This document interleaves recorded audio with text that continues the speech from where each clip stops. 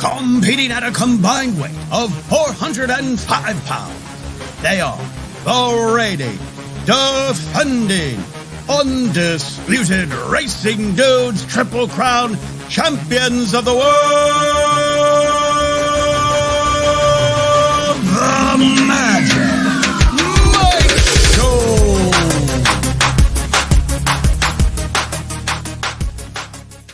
What's up, everybody? I'm Magic. And I'm Mike. And this is the Magic Mike Show, episode 459. Mr. Somich. Huzzah! Huzzah! Dave, so sorry about that. There's always technical problems with the Magic Mike Show. I think we got it worked out beforehand. My computer just suddenly stopped giving me sound, and I can't hear Mike's wonderful voice. Speaking of Mike, congratulations to you. I want to bring it up again. You got third place in the Grade 1 Gamble after you had the lead. You were like verifying. You had the lead until about that 16th pull, and then you got nailed right at the wire. But still, an excellent showing from you, and I think the reward you got for finishing third makes up for the fact that you got caught late.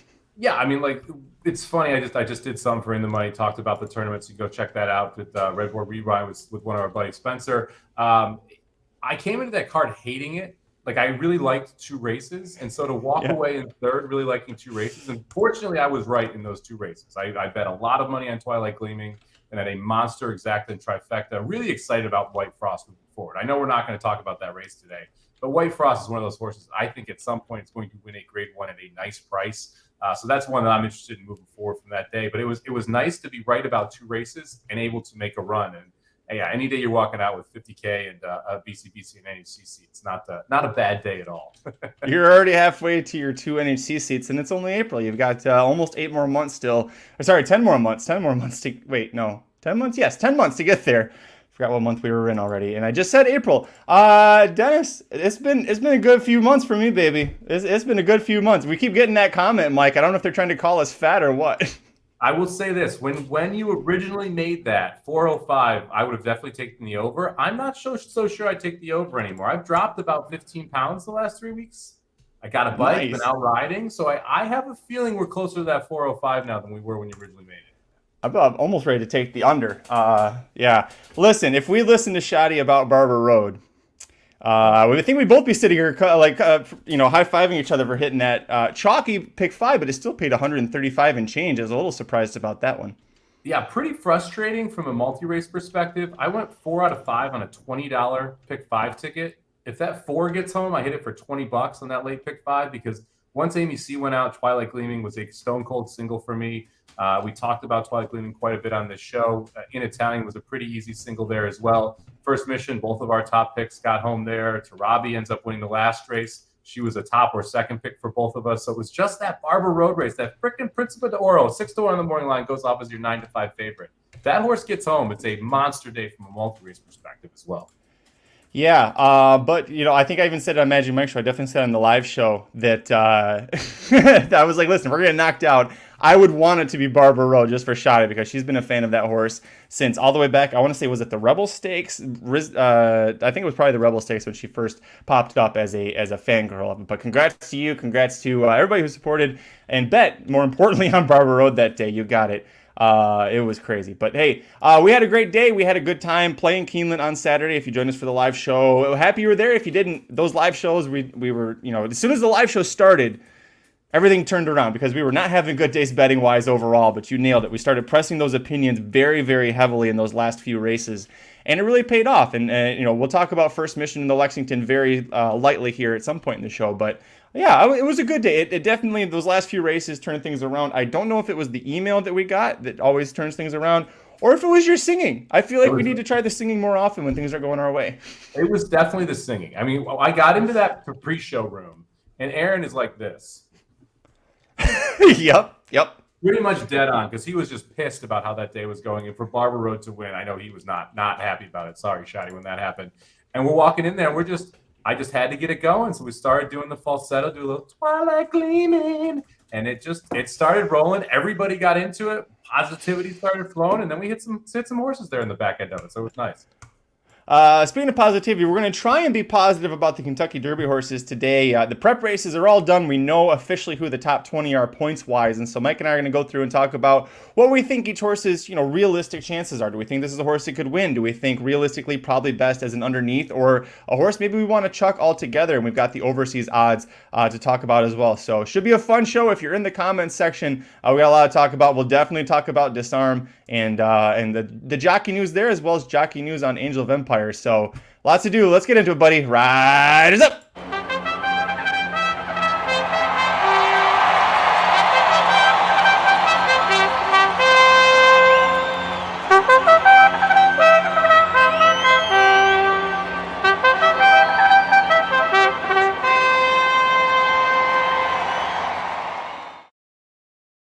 Forgot to share it. I just realized, we were forgot to do something here. Here's the latest overseas odds right now. I'll put that on just while I pull up the thing I was trying to get going. Here, the Kentucky Derby leaderboard. There she is. All right, here we go, Mike.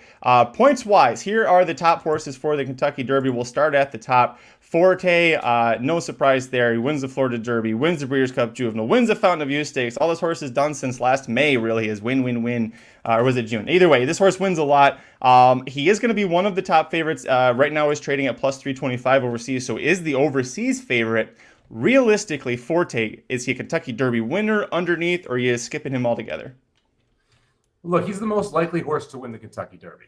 This is a situation where you have a deserving favorite in this field of 20 in Forte. He has done absolutely nothing wrong. 2-year-old champion. He's come back and looked very good. I know some people are going to knock his race in the Florida Derby. I thought it was actually pretty impressive for him to be able to kind of shift gears after getting passed by Mage and still run Mage down late there.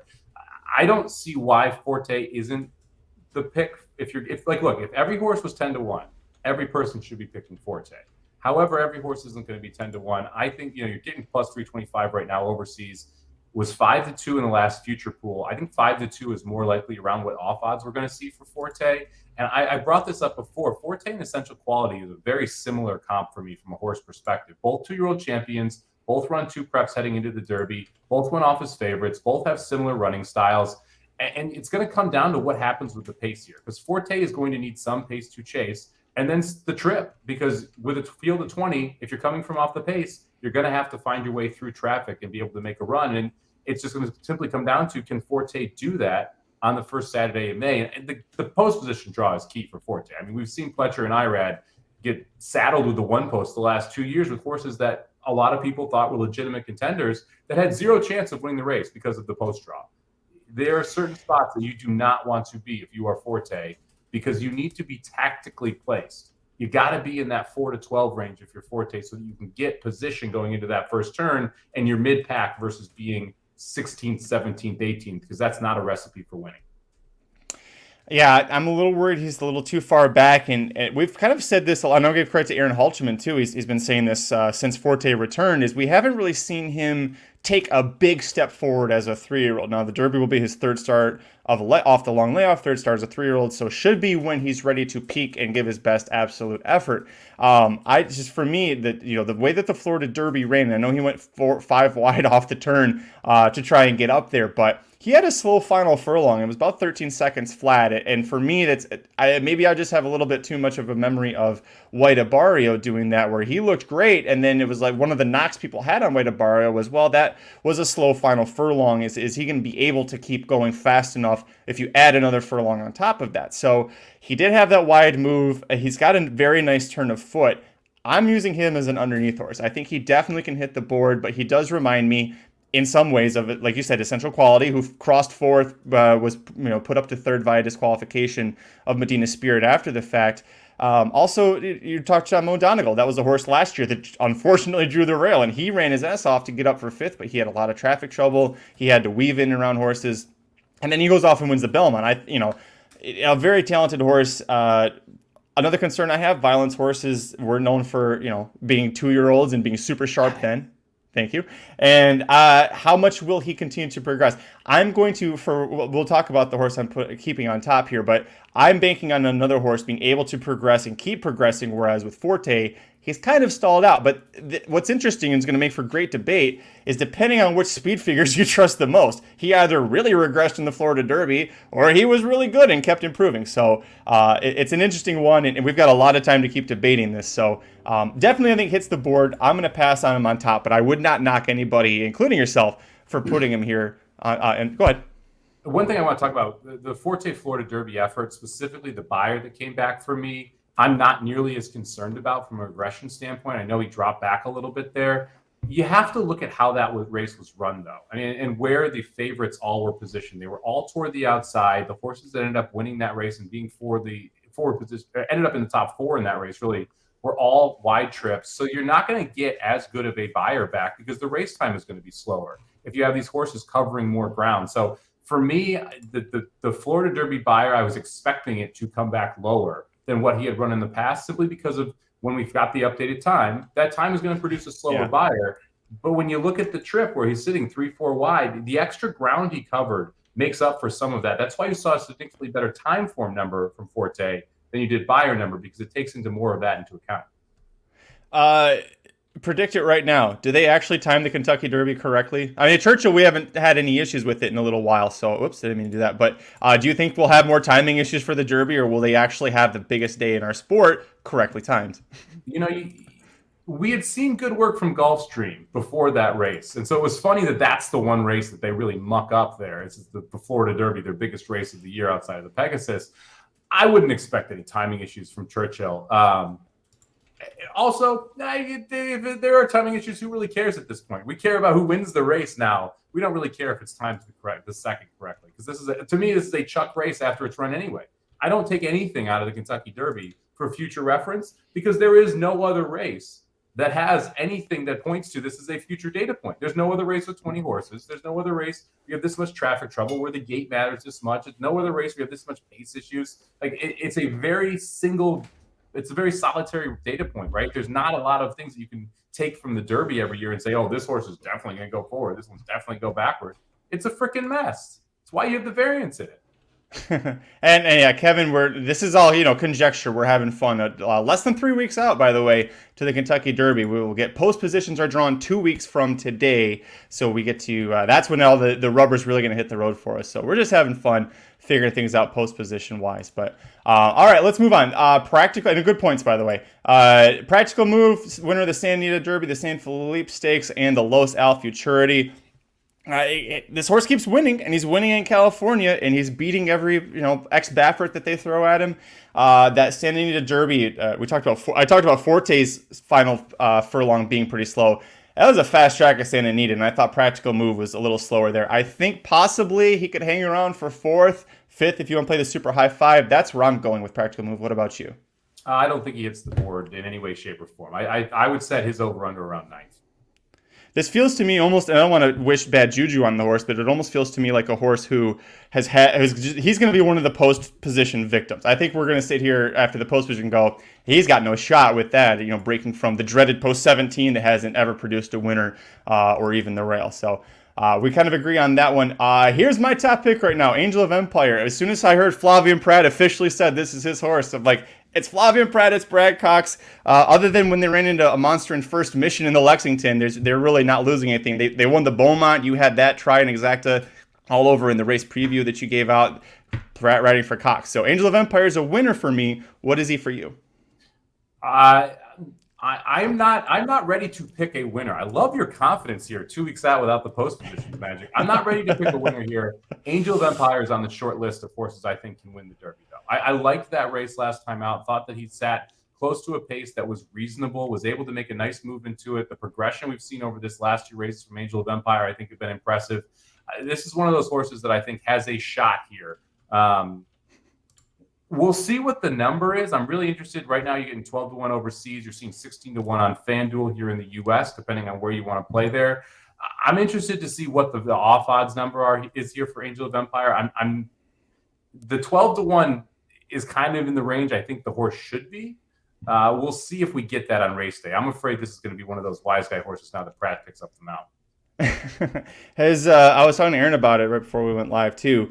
A huge reason for me is rewatching the Arkansas Derby. He was farther back, but it reminded me a little bit of Epicenter in the Kentucky Derby, where he was farther back than he probably needs to be to win the Kentucky Derby. But it was a correctly timed move from the jockey, a little bit of a pace meltdown in front of him. Once he got clear, that final furlong was 12 flat, and he was pulling away. Visually, it was very impressive to me. So again, when I heard that, and this is who I wanted Prat to pick, because if he took Kingsbarns, I was like, all right, I guess I'll pick Kingsbarns as my top pick, but it's Angel of Empire for me. If I can get 12 to 1, I doubt I get 12 to 1 on him, especially now with the Prat news, but any kind of odds over, I think 6 to 1 or higher, I'm going to be super excited about. Tapit Trice right now, the top pick for Aaron Halterman at the Kentucky Derby Top 20 in the Top 5 video, which just came out earlier today at youtube.com/racingdudes. By the way, go check that out. Multiple horses changing positions. Some horses jumped on, jumped off. That had nothing to do with the Lexington. It was just everything else. Aaron kind of reevaluating as well after the last couple of weekends. So Tapit Trice is still his top pick, winner of the Bluegrass. Does the winner of the Bluegrass finally win the Kentucky Derby, Mike? Another one that's on the short list. I think Tapit Trice has every chance at winning this race. I'm concerned that Tapit Trice is Forte light in a way. Hasn't quite mentally figured everything out that Forte has. So that's one of the reasons you're seeing a little bit better of a price. I thought that was a nice race at the nice race last time out, able to run down Verifying there. And Tapit Trice, to me, wants the extra distance and didn't get a great trip, where Verifying got a very good trip and doesn't want the extra distance. So it's easy to split those two up in my mind and kind of make a case for one and against the other here. So Tapit Trice on the short list, I think, has a legitimate shot at winning the Derby. I saw somebody asked when was the last time a Pennsylvania bred won. I know that he would be the third Pennsylvania bred horse. Angel of Empire would be the third Pennsylvania bred to win the Kentucky Derby. That's what I'm trying to say here. Here's my thing with the whole Pennsylvania bred, New York bred, Kentucky bred thing now. They've adjusted the rules on what qualifies for a X-bred horse now so much that I'm not really worried about where they were bred anymore. Like, the mare can travel to Kentucky, get impregnated, go back to a state, and they're that bred in that state, even though the sire is standing in a different state. When that stuff happens, all of a sudden the state bred or the specific area they're in means so much less to me. Smarty Jones, the last one. Thanks for, where is it? It's the first person to mention it. Chris Mel. Okay, thanks for that, Chris. Was the last one to do it. Tapit Trice, I agree with you on this short list. Another one that this is, I talked about Prat picking Angel of Empire. Luis Saez rode Angel of Empire in the Risen Star, won him. Rode on Kingsbarns previously, won with him. And then he's going to stick with Tapit Trice. To me, Luis Saez is a difference maker. Go back and the Magic Mike show last week afterwards when I was just talking about how he made every move he made was the correct one to win that race. As long as Saez is riding him, I've got to consider him to be a short favorite as well. I probably have him second or third. A horse that I think has a great chance to hit the board and is not getting talked about because his dirt efforts haven't been superb compared to his synthetic effort last out in the Jeff Ruby Stakes. 2 fills for Larry Ravelli, 5th in the point system. What do you think about this horse? I have a feeling this is the long shot. I'm going to be pumping up here as we get closer and closer to this Derby. You look at 2 fills' race. Instant Coffee, a horse that was very much in the conversation through this entire process, ran really poorly last time out in the Louisiana Derby, but it run phenomenal prior to that. 2 fills runs behind him. 2 fills ends up running, I think it was 4th or 3rd next time out in a race that collapses. Angel of Empire wins that race from way off the pace. The only horse that was close to that pace that stayed up there was 2 fills, and then 2 fills comes back and absolutely rolls in the Jeff Ruby Stakes. This is a horse that's on the upswing. I don't think the dirt efforts were that bad. Has no issues with the 1.25 mile distance, and is going to be a price. People are going to forget about 2 fills on Derby Day. You're going to get 25, 30 to 1.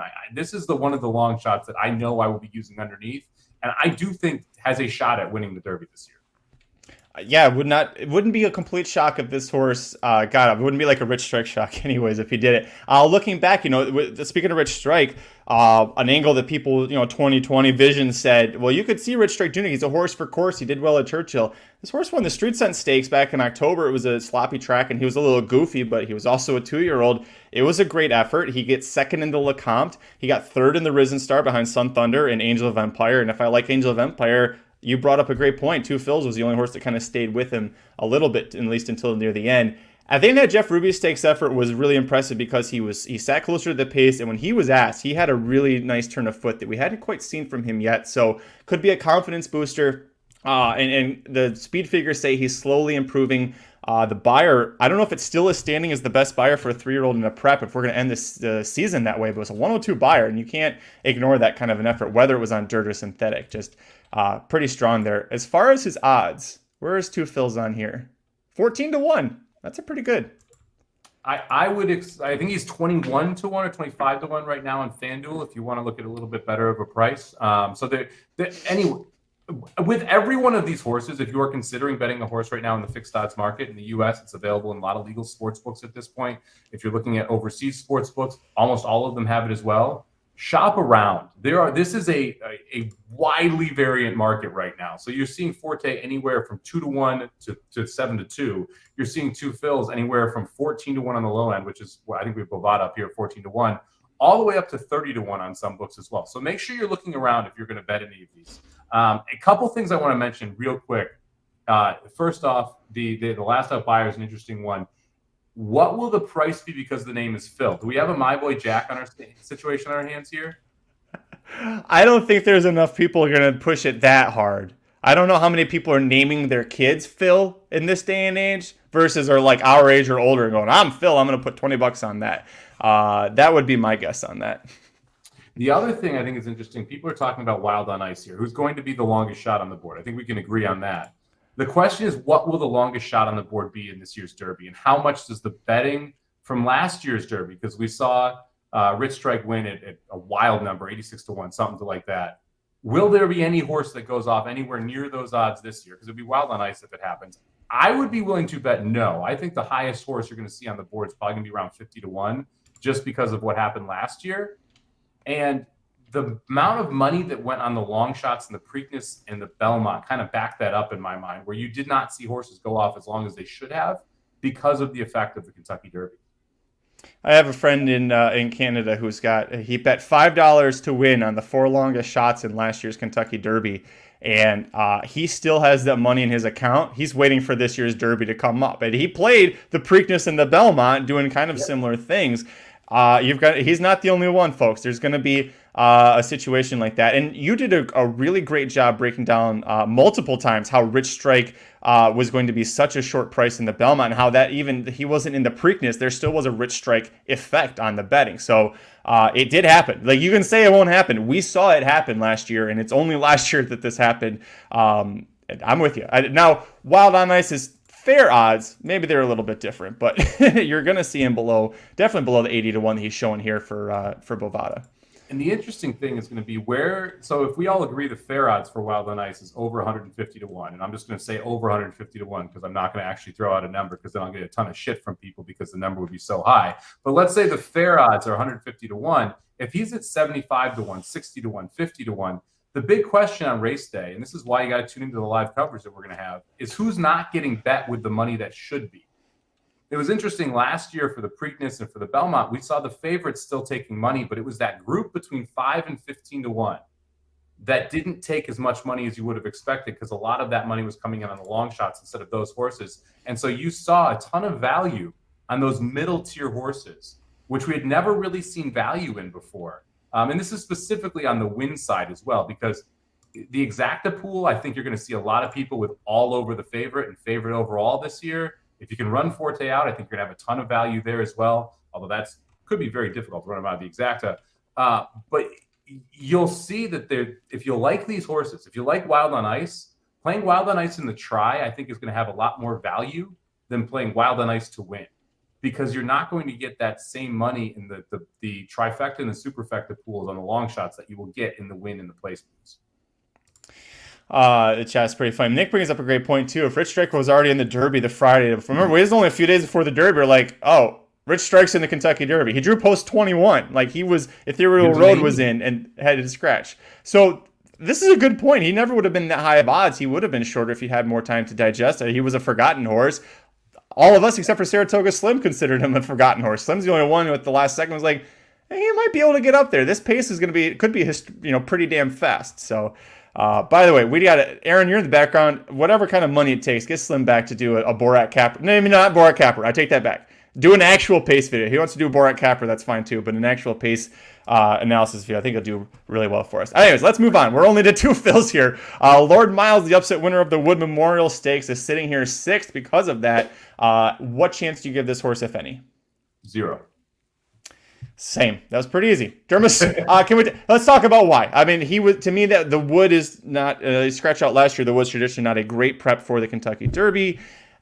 Hit Show, I thought should have been the winner from that. I would take Hit Show out of that. I just don't see Lord Miles, how he improves enough to be a factor here. Yeah, I think you hit the nail on that there. Hit Show is the better horse with the worst trip. Got swung wide on the first turn, wanted to be more forwardly placed. Lord Miles is going to be coming from off the pace in a race where he's going to have to get through traffic trouble, and to me, just is not a good enough horse to be able to overcome what he's going to have to deal with to win the race. One of 3 Japanese horses we get to talk about here. Dermis Sotogake, winner of the UAE Derby, is here sitting at 7th. He's won 2 straight. He's looked pretty damn good, but he hasn't faced really. He faced a couple of American horses in Dubai, but really nothing of any note. So, Dermis Sotogake, what is this horse to you? The ultimate unknown.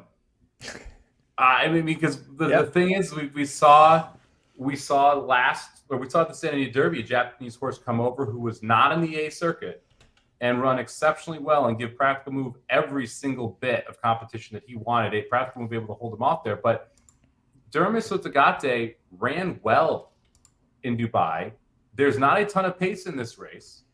Going to be forwardly placed, may even be on the lead. A Japan horse will win the Derby at some point. It's going to happen. The question is when. So I'm not going to go on here and say Japanese horse can't win because they haven't before. That's a terrible take now. You cannot use that take anymore because at some point they will win, and they have gotten better every single year since we started talking about this at the Breeders' Cup 2 years ago. They have a very good breeding program there. Their top tier horses can compete with anybody in the world, and this is one of those top tier 3-year-olds. Now, is this the horse? And can you get the price you need? That is the question for me here. And I think the answer on the price is a hard no for me because I'm not touching Dermis Sotogake under 10-1. And I don't think you're getting anywhere near 10-1 on Dermis Sotogake when they actually break from the gate. I think you're going to see this as possibly your second pick, maybe your third, somewhere between that 6 and 8-1 range. And that's too short for me. Dubai surface is dirt. It is an extremely fast dirt. It's a highway dirt. Usually, if you get on the front end early, bye-bye. The top 3 of the top 4 horses early stayed on. The only horse that didn't stay on in that race was Cairo, who very clearly hated the dirt and the kickback. It was his only time trying that. So, yeah, that's that to answer that question. I would say Dermis Sotogake is faster than Kingsbarns, right? The next one, we're going to talk about that next. Kingsbarns wins the Louisiana Derby with a front-running trip, but a lot of people brought this up. It was a very slow time for a mile and 3/16. It wasn't what he wanted to do. He just inherited it. Prat kept looking over at Jace's Road and Florent Drew like, are you going to go? Are you going to go? No. Okay, I'm here. I guess I'll take it. I can tell you for sure this is a horse I will not be betting on the first Saturday in May. Because, again, I don't think the price is going to be where I need it to be. Dermis Sotogake is way faster than Kingsbarns. So let's just move on from that. Kingsbarns went 114-3 through 6 furlongs in that gate-to-wire win. That's the slowest 6 furlongs we've seen in a major Kentucky Derby prep since the point system.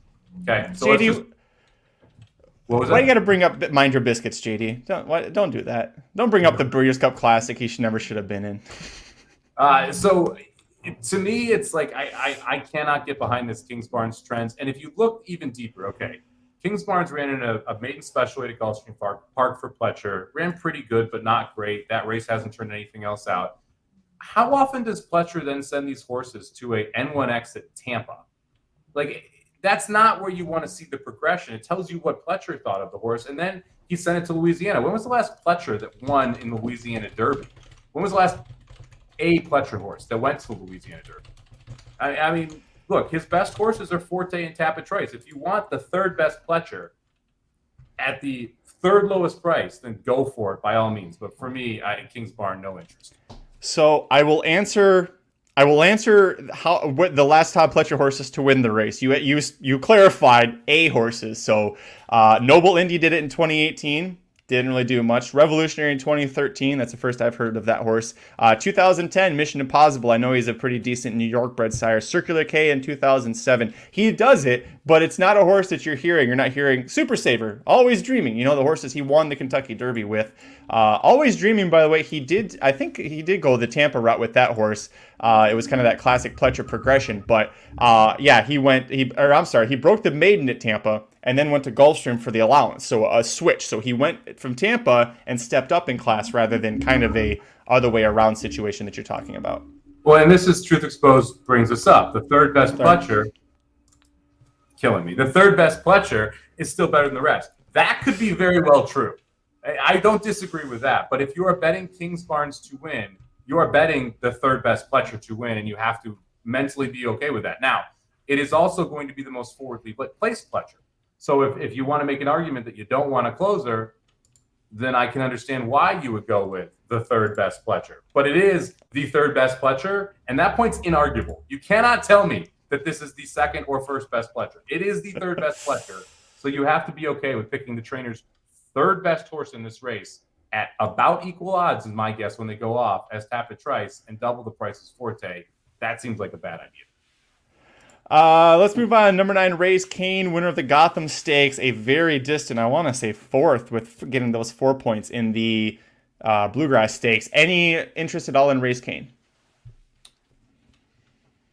Look, yeah, a little bit, but not on top. I mean, like, Race Kane could muck up the super high five, right? This could be your closer that gets up to fourth in the super, but I wouldn't put Race Kane on top. Yeah, I'm not gonna use him. There's at this point, I would have to really try and make a case for him to do it. Rocket Can. By the way, somebody asked if there were any gray horses this year. There are a couple. We're gonna talk about 2 right in a row. Rocket Can is our only Kentucky Derby runner for the Fantasy League. Realistically, what chance do you give him? I would set his over/under around 8.5. We'll put it that way.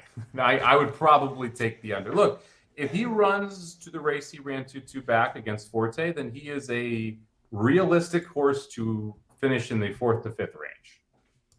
I'm not sure that he's going to run back to that. So I'm passing on Rocket Can on race day.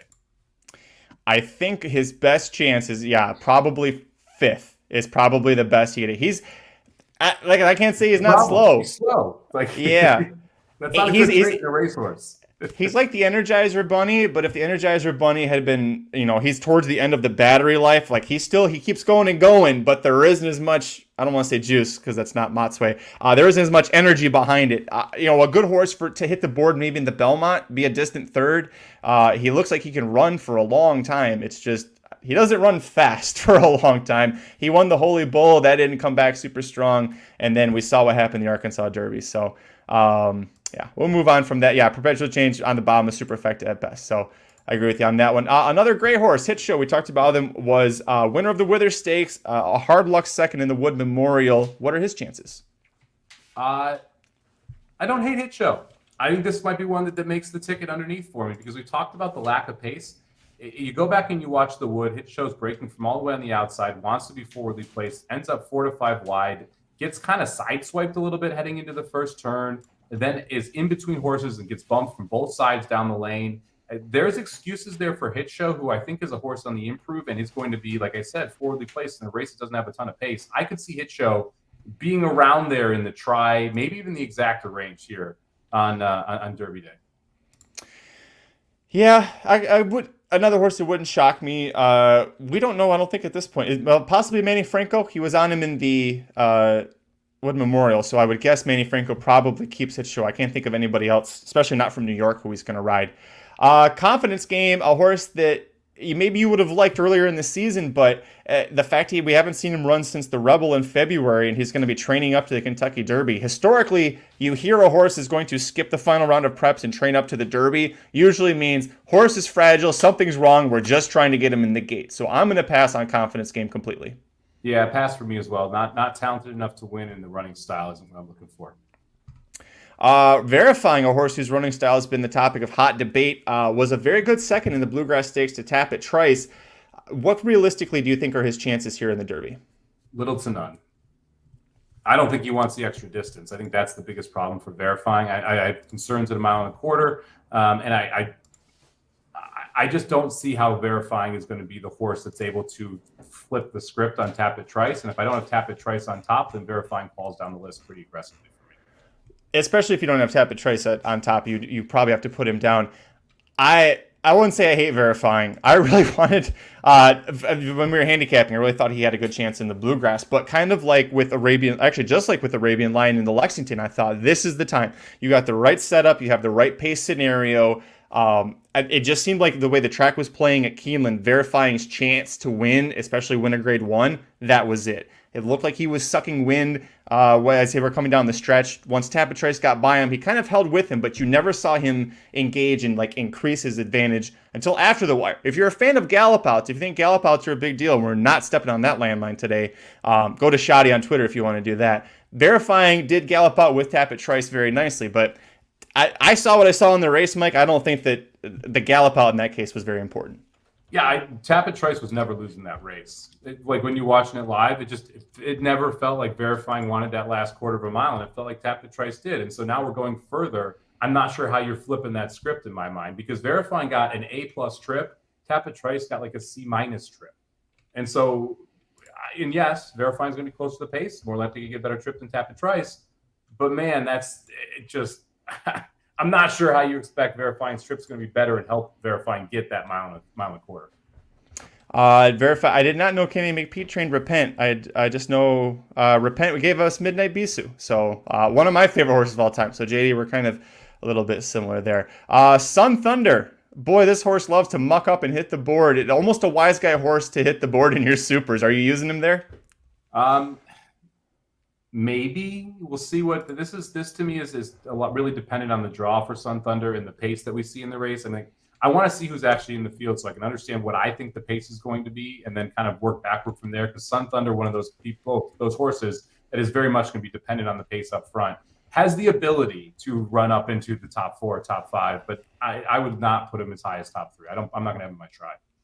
Yeah, I'll be with you on that one. Wild on Ice, upset winner of the Sunland Derby. I believe they're still planning on sending him here.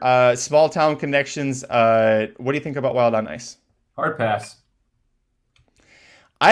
It's so weird. This like he kind of closed a little bit in the Sunland Derby, but that was a weird. I don't know. Maybe a pace scenario could elude where he gets top 5, but that's as far as I'll go with him. But good to see, Frank Sumter, owner breeder of this horse, a big Texas bred or Texas breeding guy. So good to see him doing well on the big stage. Mage, second to Forte in the Florida Derby. Super rough trip in the Fountain of Youth Stakes, so you forgive him for that. He is lightly raced. He only has the one maiden win. What do you think about Mage? Mage. This is the horse I am most likely to fall in love with before the Derby that I will then regret immediately after the break. The talent is there. Horse broke well in its maiden breaking debut, has broken terribly in the 2 other races. I thought ran a really good Florida Derby. The price is going to be a huge part of Mage. The jockey is going to be a huge part of Mage. The draw is going to be a huge part of Mage. If Mage ends up drawing like the 7 slot and there's no speed to the inside, I'm going to probably end up using Mage in some capacity. Because if you got Forte as the undisputed most talented horse in this race, and Mage gave him everything he could handle, well, not everything, because I think Forte had a little left in the tank, but Mage had an awful trip in the Florida Derby and still ran second there. So I don't know how you don't have Mage in your top 5 if you have Forte at 1. We'll put it that way. Boy, the breaking, that is the big concern, right? And if one thing that would help me improve my opinion of Mage, because I think he's going to be speed and quit, and it almost reminds me a little bit of a simplification where he can probably get up in for your super or hold on for your super, depending on how he breaks. But he's better than simplification. Well, look at the field that was in there last year. Simplification was still really good compared to those horses. JD says, like, Mage has had, back-to-back races where he broke poorly and didn't have a great start. He showed good effort to, keep going, but Forte went right by him in the Florida Derby. Tell me how stretching out to 1.25 miles, unless this horse suddenly becomes a superb breaker and it doesn't thunder snow it, I just don't see how Mage is that much of a factor. Well, here's the thing. If Mage breaks, let's say Mage is, what's Mage right now? 20-1. If Mage breaks, Mage should be 6-1. Very true. And so, like, that to me is the part of this, is that if we're talking about a race that doesn't have a ton of pace in it and a horse that has speed, if Mage can show the speed and not be so far behind the 8 ball in these races, that's how you flip the script on Forte in that spot, right? And so the question is, well, why will Mage break any better? Because Mage broke very well in this first start. That's the conundrum here. Now you have 2 data points with a bad break, 1 with a good break. We have seen the good break. The question is, if you get that, then what happens? And yeah, there are a ton of ifs with Mage, but he's at least worth talking about because he has the talent to be able to be right there. And the fact of the matter is, breaking is a problem or concern for every single horse. Just ask Rock Your World about that. Never had an issue before the Derby. Rosario forgot to put the feet in the stirrups, and that was a problem for him. And so, look, if Mage can break, he's got a shot. I don't know if he can break. I don't know what the price will be. All of that stuff is going to be determinant. Because I agree, Mage could end up being the wise guy horse, and then I don't want any part of this because it's going to get bet down. But if he gets a good draw, he has no speed to the inside, and he's sitting there at 20-1, kind of think I'll probably end up betting him. Just saying. Yeah, real curious to see what those odds are. Truth Exposed says, I don't care about the break in a 1.25 mile race. Watch literally any Kentucky Derby of the last 10 years and pick a horse out. You can find at least one horse that lost all chance at the break. It's every year. This is not a normal 1.25 mile race. This is the Kentucky Derby. You cannot compare this to the Breeders' Cup Classic or any other 1.25 mile race out there. You simply can't. Ask Game Winner about the break. He would have Honor AP. Yeah. Rock Your World.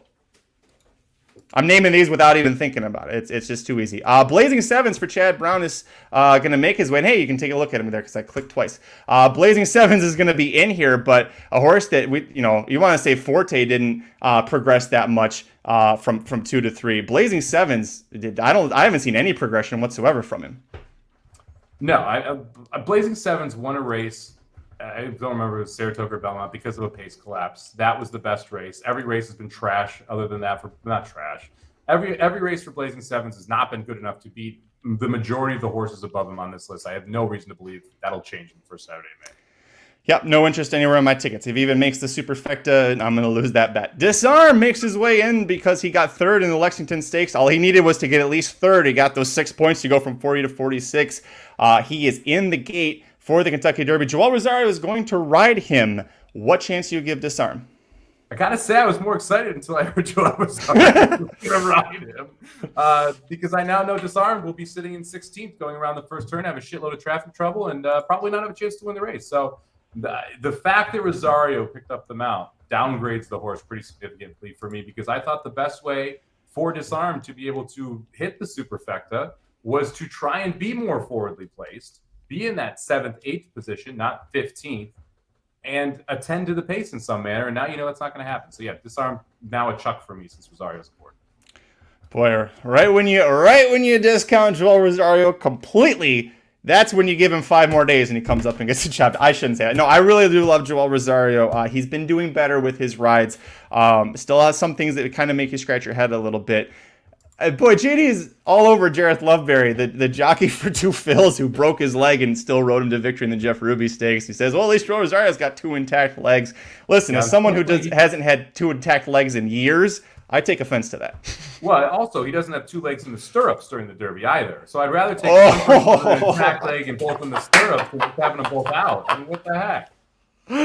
Oh, comment of the day. I love it. Thank you. Charles B. asks, who's Luis Saez on? He'll be on tap at Trice. He will be on tap at Trice for that one.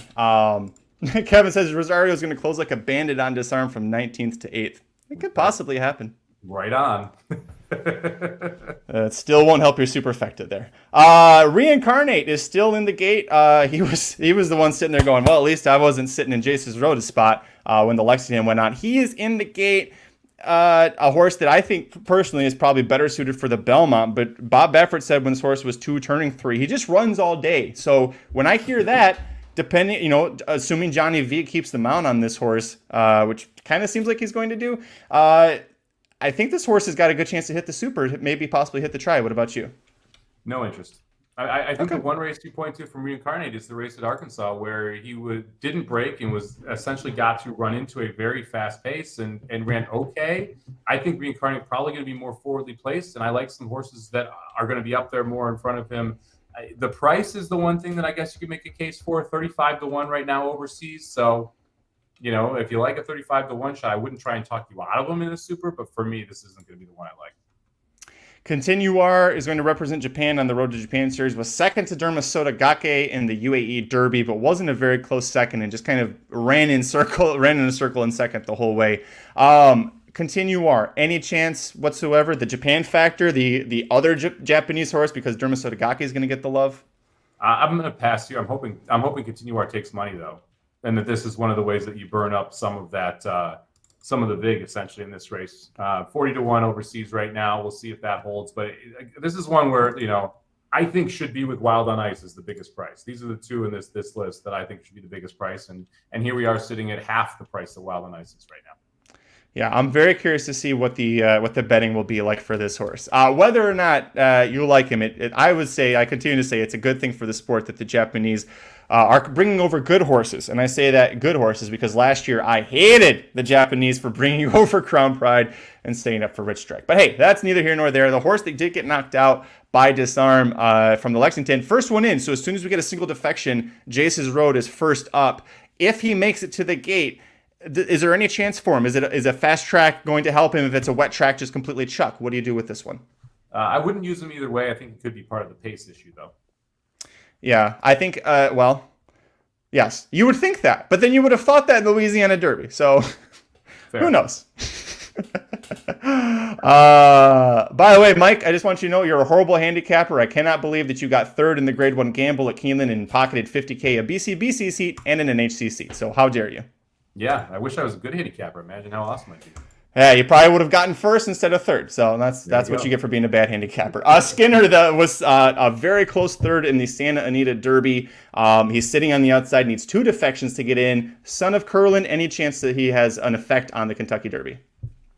Look, Skinner's going to be one of those horses where if he gets in, people are going to talk about him. I will not be betting Skinner. I understand why people like Skinner, but if Skinner was good enough to win the Derby, he would have won the Santa Anita Derby with the setup that he got and the trip that he got against 2 horses that I'm not excited about betting in the Kentucky Derby. So for me, Skinner's a pass. However, I understand why people would like Skinner, but I just can't after that Santa Anita Derby. He had every chance to just roll right by and just didn't. And if I'm not interested in either of the 2 horses that finished first or second in that race, it's really hard for me to get excited about Skinner. If he makes the gate, I'm putting him in fourth. I'm going to play him at the very bottom spot on a superfecta. That he can run all day. Victor Espinoza can pull a good ride out of his butt and get that horse up there. It would not shock me if he did. I've been watching this horse since he was a 2-year-old, and they were putting John Sheriffs, who is never pushy with his horses, as a maiden was putting him in Grade 1 races back-to-back because he thought this horse had talent. Also, he probably thought the California side was a little weak, and I think he might have been right about that. But the fact that he kept trying to put this horse in Grade 1 races and then finally got back to maiden 2 turns and won, I think he's got the great chance to get there. To win, absolutely not, but definitely I think he can do it. Cyclone Mischief, the last one. Our buddy Dale Romans needs 3 defections to get this horse in. If he makes it, any kind of an effect on the Derby? I think Cyclone Mischief could possibly hit the super. I mean, I have been so hot and cold on this horse, but this is a horse that doesn't stop, that likes to be forwardly placed, it's not a threat to win the race, but could easily be that horse that just keeps, literally is in third the whole race, but gets passed by and passes some horses while staying in third the entire time. So I wouldn't completely disregard Cyclone Mischief from the tries and the supers. However, I don't think he can win. I think he's a good part of the pace. I think he's going to be on the lead, but I think he'll definitely be, if he makes the gate, he'll be in that first flight of horses going in the first turn there. And when you're in that spot, there's only a couple horses you need to dodge to try and win the Kentucky Derby coming off that far turn. So that could be a chance. Hey, TBL4R1. Sorry, my eyes are hard. No chance, but I have a $20 future at 70-1 on Cyclone Mischief. You definitely want this horse in the gate. How about this? Last question on this topic. Cyclone Mischief would need 3 defections to get in. Do you set the over-under at over 3, under 3? What do you think happens? Here's the thing. I think the number is 0 of healthy defections this year. I don't see anyone on that top 20 list that is going to choose not to be there. The question is, who will pop a fever? Will everybody be travel well? All those type of things. That to me is the question for defections this year, because like of that list of 20, who do you think, what ownership group is stepping away? You know, the one I would have thought possibly was Disarm, because it's 3 weeks from the Lexington up to the Derby. It was kind of it wasn't an exciting third. It wasn't a photo finish. You know, Arabian Lion and First Mission were far ahead of him in third place. So you would think possibly them, but I think that's the same connections as Epicenter last year, and I think they still have a really bad taste in their mouth about losing that.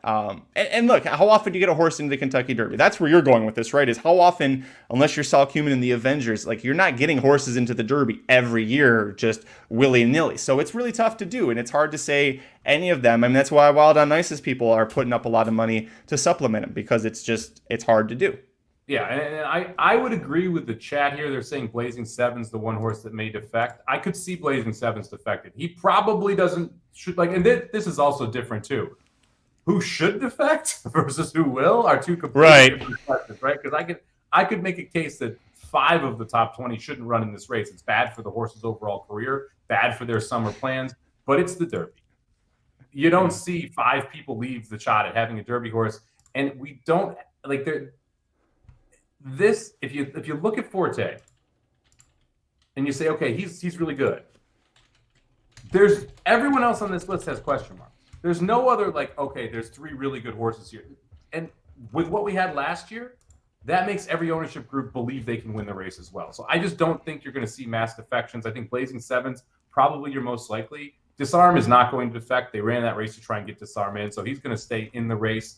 I mean, to me, Lord Miles would be the horse that I wouldn't say. But Lord Miles, 100% going to everything they're saying. Rocket Can, another one where I would say, maybe we don't want to go. 100% going according to everything they're saying. So the horses that I would think would be out, their ownerships are groups have already come out and said, no, we're going. So I don't see where these defections that people expect are coming from. I think we may have 1 or 2 for health. We always see spiked fevers, things like that.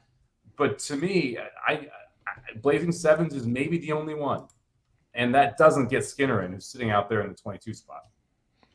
The ownership, by the way, Blazing Sevens, Rodeo Creek Racing. This is their only stakes winner, the only horse they've had that's made over $150,000. So they're a small time. I don't think they've been around. Yeah, they just started having horses a couple years ago. But congrats to them. You've been in a horse ownership for 2 years and you got a Kentucky Derby starter. Again, you made a great point there, Mike. It's just nobody's going to just willingly walk away from this unless the trainer tells them. Silver Charm makes a great point. I would have told Rich Strike and Mind That Bird's owners they shouldn't have been in the race too. And they both won the race. So at some point, you just take your shot here in the Kentucky Derby. Great talk there. All right, here are the final odds here. I know that you said you like Forte a lot. He's going to be your Kentucky Derby pick from the long shot. So give me anybody who's 14-1 or higher. Which of these odds do you like the best? I've not said my Forte is going to be my Kentucky Derby pick yet. Don't put that in my mouth yet. I do not know who I'll be selecting yet. Of this list, 14-1 or higher, 2 fills at 14-1, Mage at 20-1, Hit Show at 28-1 would probably be the 3 that I think could realistically win, depending on where they draw, based on the odds board right now. Give me that Angel of Empire 2 fills cold exacta. 12-1 over 14-1. Let's book it and make a lot of money. Mattress Mac picks the chalk, so he'll probably that's Forte, right? Yeah, he's on Forte. Nick. Look. Okay, let's make the argument then. What circuit was better? Louisiana. Based off of what I've been saying, Louisiana, right? I'm going to say Louisiana because I like 2 fills. I like Angel of Empire. I like Kings Barnes a little bit. You like Florida. But I think it's between those 2. I don't think it's close outside of those 2 circuits. Yeah, I like the Arkansas circuit's terrible. New York circuit was terrible. I'm not impressed with the California circuit. I don't like practical moves. So then I'm sitting here with the Louisiana circuit, which was a little bit of a mess. And don't forget, Instant Coffee won 2 of those races. It's 100-1 on this board. So when you're saying Louisiana, Instant Coffee is the best. Not horse. anywhere in the Derby picture. He's got nowhere close points-wise. He is the best horse that ran in Louisiana according to the win ratios there. So everyone would love Louisiana. You think you would be betting Instant Coffee in this race? That's what you're saying. Let's all be clear there, okay? So if you're making the case it's Louisiana, then everyone should also love Disarm in this race at 50-1. And you're saying that the third best Pletcher is coming from the best circuit. There's some holes in the Louisiana argument when you actually get down to it. Nick says, by the way, just to clarify, in case you don't know Nick Feldman, for a long-time listener, good friend of the show, says, I'll be taking Mike Somich when he likes horses. I take him with utmost seriousness. I do too. And actually, Nick and Mike, you're two people that when you really like a horse that I don't necessarily like, I'm like, I need to give him a second look. Nick Feldman, the only handicapper in history with a perfect 1,000 batting percentage, giving out tickets on the Magic Mike show. So you got to listen to Nick. That's true. Oh, yeah, that's true. JD brings up a good point. New Mexico circuit, clearly the best.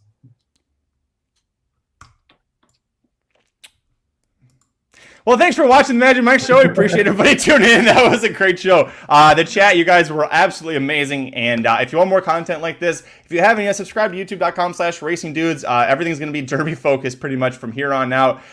We got long shot videos. We got prep race videos that you need to, that telling you about what the prep races are that you need to pay the most attention to. Lots of great content. Make sure you're subscribing. Mike and I will be back for our normal Pick 5 show. I almost said Pick 4. Pick 5 show on Thursday. Probably Keeneland again, right? That's kind of where the action is. It's either they or Oaklawn, and we don't go to Oaklawn on this show until they're still off the turf. As long as they get back on the turf, we'll go to Oaklawn. But until then, make sure you tune in on Thursday, and then Dudes Who Bet Daily every Wednesday through Sunday, noon Eastern, 9 a.m. Pacific. If you like the sports picks that we give out, especially by this guy right here, all the great stuff that he's giving out, all the big winners between here and over at VSiN, at racingnews.com, we're going to start having Best Bets, a feature where you can actually get a single handicapper's best bets for horse racing, for NFL, for basketball, for whatever you want, whatever they decide to post up there. Maybe a little bit of CFL action once the season starts back up in June. And it won't just be us. You'll see some other familiar faces that we're working with closely that'll be showing up there. So that'll be coming soon.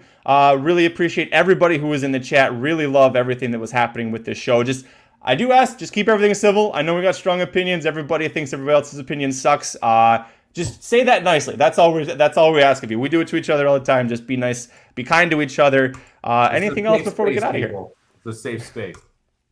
It's a safe space. Anything else before we get out of here, Mike?